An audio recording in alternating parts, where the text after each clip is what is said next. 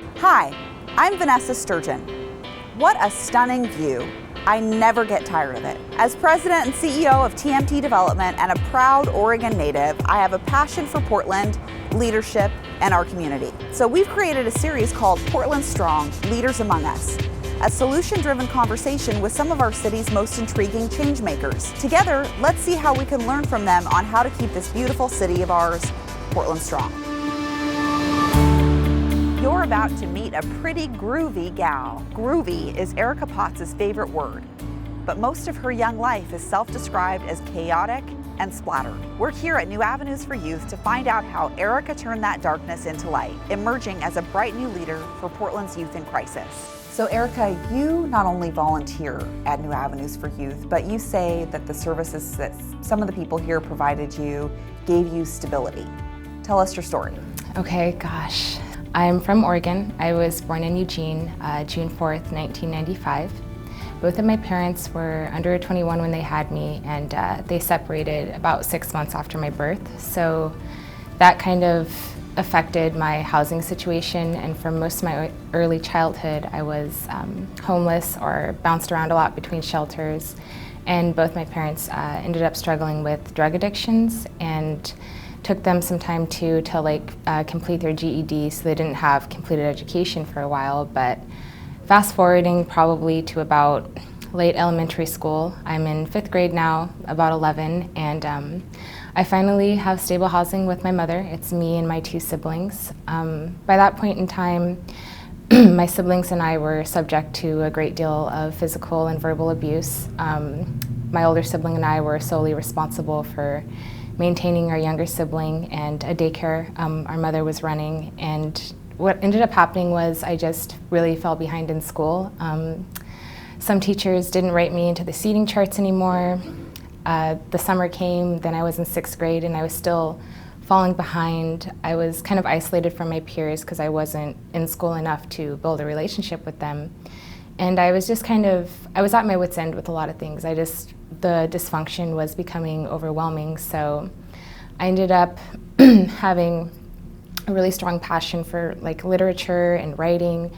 And after I read the 95 biography by Dave Pelzer, it I feel really started my advocating spirit, is what I call it. And so I just really was adamant to my family members about taking me and my siblings out of my mother's care and kind of putting us into different circumstances. And even though we didn't plan to go into foster care, we ended up becoming wards of the state. So after my 12th birthday, I moved to my first and only foster home with my siblings. About 6 months later, I was separated, and I moved every year until I was 18. And then I moved out on my own when I was 19, just turned 20, and I've been staying on my own for about almost 2 years now, and I love it, so it's been amazing. When you moved out of foster care, did you have a high school degree or were you close? So what ended up happening was I obtained my high school diploma December 2014, and I did that through PCC's Gateway to College. I actually dropped out of high school when I was 16, right before my 17th birthday, but I did not want to be a dropout. I didn't want a GED, so I was referred to by my older sibling to go to alternative school that allows you to get a high school diploma while acquiring college credits, and I was like, yeah, why not? Sounds awesome. So it took me about 2 years, but I got it done. So the Dave Pelzer autobiography that you were talking about, what's the title of that book? It's A Child Called It. And what about that book did you relate to?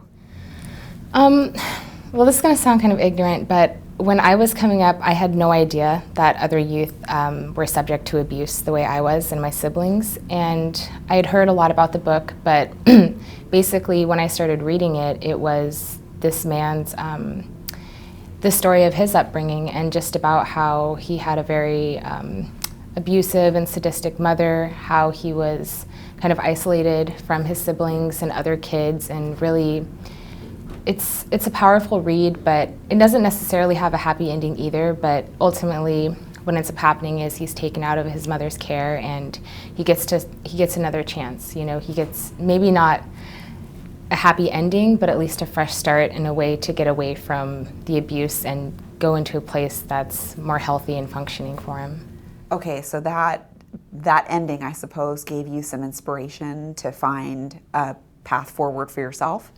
Yeah, the book, gosh, it's like the gospel for me, but after reading that, I just, I just started advocating more to my family members, really telling them that, my mother wasn't healthy, and I was kind of, I would say, like, programmed to lie or hide certain things my mom did, so I was asking for help, but I wasn't showing them the evidence of where I needed help with. But yeah, after I read that book, I went to my aunt, got taken into foster care, and then when I was in middle school, I think 8th grade, there was letters to the author, or letters about literature, which was like a contest they do. I don't know if it's nationwide, where you pick your favorite author and you write to them about what your favorite book of theirs was and why. So I chose to write to Dave Pelzer because I felt like he was the main reason why I was in foster care, and I ended up getting first place for the 8th grader. So I felt like the most important thing I had ever done. So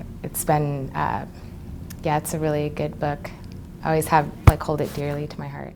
That's a pretty incredible achievement, especially given that you were hardly in school for most of your middle school type of years. How many days did you miss every year? I can't think of an exact number, but probably like 6th grade was when it was really bad, and sometimes I'd miss like up to 2 weeks of school at a time. I was just not in class a lot, and sometimes when our house phone would have service, there would be teachers that would call and ask if I was going to be in class just to see. And so that was kind of when I was like, okay, I need to make changes. And my principal, she bought me an alarm clock hoping that would help me get to class on time, but they didn't know I wasn't able to go to class because of other priorities. So they tried, but I just, I didn't present all the help I needed. So you were busy babysitting other people's kids and helping your mom run her home daycare business while she slept. Yeah, she was, both my parents were drug addicts, but just seeing my mom for me was when I really witnessed how bad drug addiction can be, just because she was a closeted user, so a lot of people weren't aware. She didn't show the symptoms that most people do when you see them walking downtown and it appears that they're using. So it was just kind of like our prison there. She would sometimes sleep for a few days on end where we're worried about her, like, is she gonna get up? And then sometimes she would altogether disappear for a few days, and we didn't have a phone, but wouldn't hear anything from her. No one would stop by. So spent a lot of time honestly caring for my mother, more so than I did being cared for by her, just because I was always worried. Yeah, I'm sure that you take on a lot of responsibility as a child, and kids are so adaptable. It sounds like you just stepped up and did what you had to do to take care of your mom. Yeah, absolutely. But then, of course, you weren't being taken care of. Yeah, it really affected me, like, especially when I'd go to school and I'd see other children I considered healthy or with, a loving parent background. They came to school with clean clothes, they had the homework, their bags weren't dirty, and it was like, man, this is just, that's something I want. But then also for me, my younger sibling was the main reason why I wanted better for myself, because I did not want them to think that they deserved to live in that kind of that kind of household. And just once I seen some of the abuse get directed towards them, that was kind of like okay, we have to do something. We have to get out of here. So that was the final straw for you. Yeah. How did New Avenues help bring stability to your life? Oh my gosh. If I were to think of one thing they did, I would probably give credit to the staff, or I call them public servant angels. But basically, I started utilizing services here when I was 17, and I had a phenomenal, it's now called PDX Connect, but it used to be Independent Living Program. And I had a phenomenal coach, and she never gave up on me. She was resilient, she was resourceful, and she made me want to care about myself as much as she cared about me. So whenever I had an issue or I was nervous about something, she would recommend a class or another person I could talk to, and help me get enrolled into PAVE so I could utilize the job programs. And they just They eat, breathe, sweat, sleep, bleed, caring. Like, they truly believe in me and the youth like me. And when I was coming up, I was always, told, don't be your statistic. Statistically, you're not going to make it. You're going to do bad. So to come to a space where they allow us to own what we've been through, and they allow us to express what our barriers are and why we feel like they prevent us from accomplishing our goals, that's in itself amazing, because a lot of people don't do that. But then also they're presenting resolutions, they're presenting solutions that can help us overcome our barriers and actually accomplish things like rent well, job readiness training, avenues to college. There's numerous programs that they work. Me and my friends have gone through them, and they're the reason why I got my first job, was because I graduated their job readiness training program. So that's pretty incredible. There are some really dedicated staff at New Avenues, and their whole life is about being a guide for youth, and they're incredible people. So as a young leader, how do you lead these youth that you call my people in when you're volunteering at New Avenues? Well, when I think of my people, I'm thinking of the foster youth, homeless youth, minority, low-income, and at-risk youth. And I feel like we're just a class of people that lead by example. So for me, it's easy to identify with them and, I guess, inspire them when we have similar backgrounds. Like if we both, we have abusive parents, or, I was in state custody too. How did you do this? How did you get an apartment? Then I'm able to say, you can do this program, you'll qualify for it, or, talk to this person, they helped me. It's a lot of networking, a lot of talking, and just a lot of sharing stories and experiences that we have in common. So. Well, and they get a chance to see you, who came from the same type of background that they've come from, and you've succeeded, and it's a great, tangible way to say, you know what, I don't have to be a statistic. I've seen Erikka do it, and that gives me faith that I can do it. And just by being there and being an example to them, I think that you really are leading the way without even knowing it. Thank you. It's very brave for you to tell your story in the way that you do it, in front of so many people, in front of cameras, and you do it often. How do you get through the story and express yourself to people in a way that they understand where you're coming from? And is it difficult for you? Does it feel like a lot of pressure? Probably it used to when I very first started advocating, but honestly, I now feel like I'm speaking for hundreds and thousands of youth that are experiencing or have experienced similar backgrounds, or they have something in common with my story, and I feel like I'm bringing attention and hopefully action to follow to issues and barriers that kind of played into a lot of my background story and just the things I've had to overcome. So if that's what it's doing, I do it 100 times. It doesn't feel, like I'm on the spot, or all the attention's on me, because there's so many other kids still going through the things I've already overcame. So that's what really drives me to keep going. So you're working full-time now, correct? Where's your job?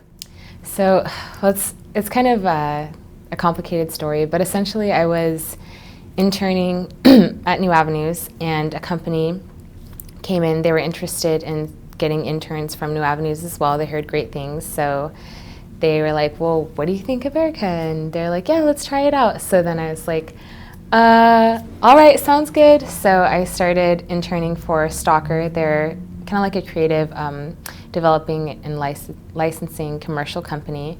So it's all techie stuff.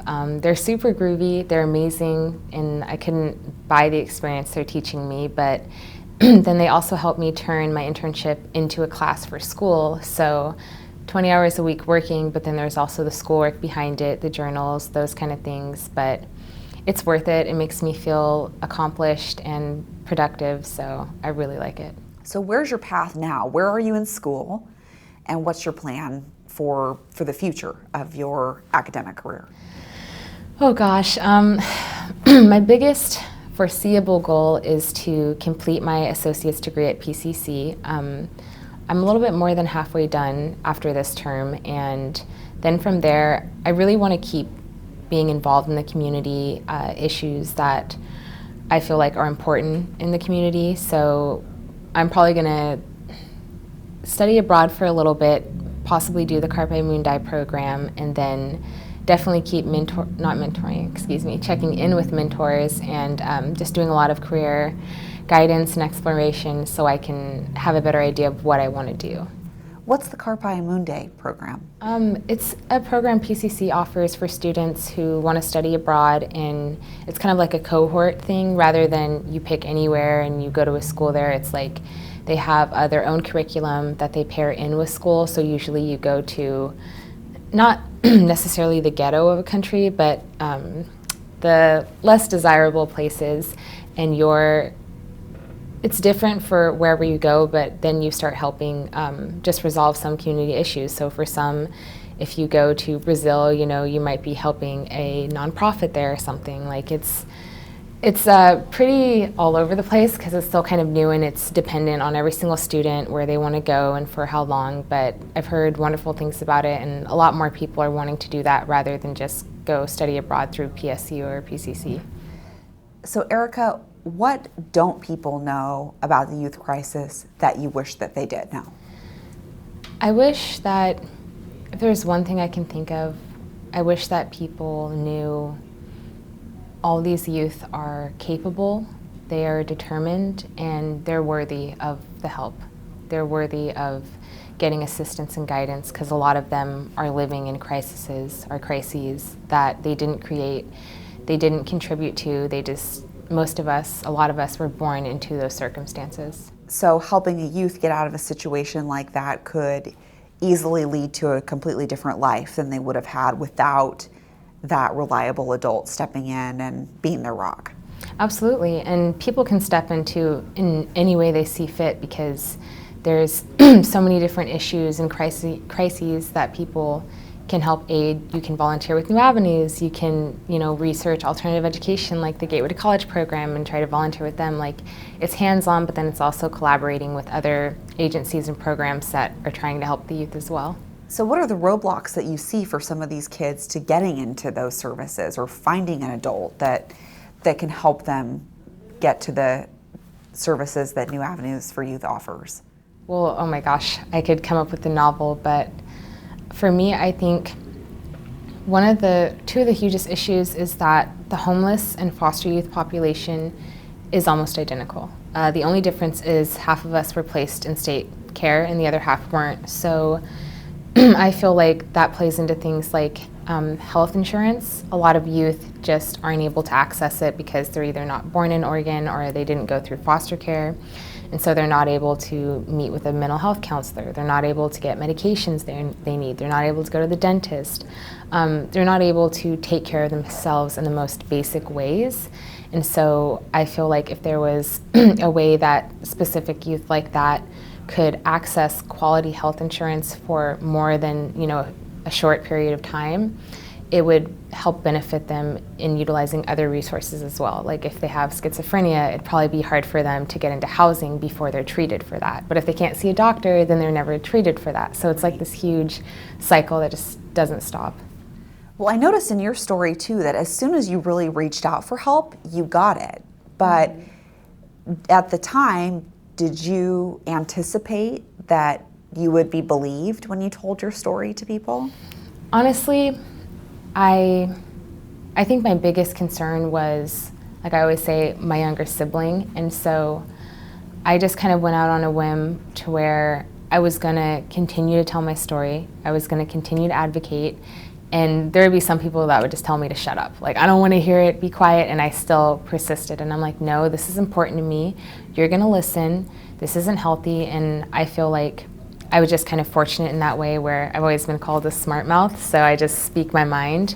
But there are a lot of youth too that don't have the same tools to speak up, and they don't know how to speak to people to get the help they need. So that's something that separates me, I think, from other youth.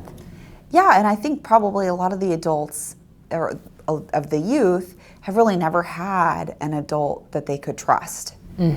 So, what's to say that the next adult they talk to is going to be that one person who believes in them and has their best interests at heart? Yeah. So what would you say to youth who are at New Avenues or, maybe haven't had the same opportunity to get services as you have, what would you say to them to inspire them to advocate for themselves? I would probably say what you've gone through is valid. The barriers you're facing are relevant and valid, and even when it feels like there's no hope, do not lose faith in yourself. You have to believe, you have to keep going, and I feel like through having that determination that even when things aren't going well, there's still potential for you to do well is priceless. And just to keep your head up, and if one person or one place isn't helping you, just keep knocking on doors until you get the help you need. I mean, persistence is key, but I think they're groovy. I think that, deep down everyone can advocate. It just sometimes takes some prying, so just that reminder that they're worthy and they're capable. Well, we've heard about your past, but I'd like to hear about your dreams and plans going forward. Oh my gosh. I used to tell my little cousins and kids in the family, I can sleep for dreams, but one of my biggest goals going forward is to continue building my people's community and just continuing to help support causes that are benefiting the youth, helping knock down barriers, and just trying to maintain, what I'm telling them to do. So finishing with school, maintaining my bills, and just trying to stay helpful and supportive. Those are some pretty incredible goals, and the youth here are really lucky to have you around as an example, somebody that they can look up to, that has lived the life that they've lived and has come out on the other side in a beautiful, groovy way. Thank you. That's so awesome. Well, thank you so much today for sharing your story with us and being one of our leaders on PDX Strong. Really appreciate the time that you took today, and I feel very fortunate to have met you. I don't even know what to say. That's honestly, thank you. I'm honored that you guys asked me to do this. Seriously.